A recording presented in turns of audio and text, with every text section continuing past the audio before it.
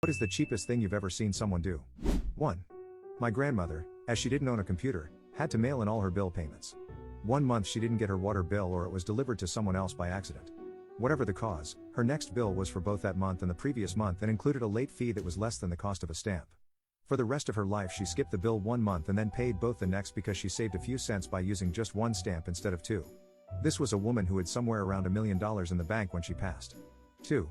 My grandfather had a firmly held belief that any drink served in a restaurant should cost no more than 10 cents per glass. So if the restaurant charged $1.50 for a sweet tea with free refills, he would sit there until he drank at least 15 glasses. Nobody else could leave until he was done. 3. Saw a guy take money from the tip jar to pay for a muffin like it was nothing. Poor cashier was in shock, I guess, because she didn't say anything. And this was from a cafeteria in an office building. Guy who did this was wearing an expensive suit. 4. Going down to McDonald's for a packet of sugar for their coffee because they ran out of sugar. 5. This probably doesn't count because it was on a TV show, but the lady reused her mouthwash. Like she'd use it, then spit it back into the bottle to use again. 6.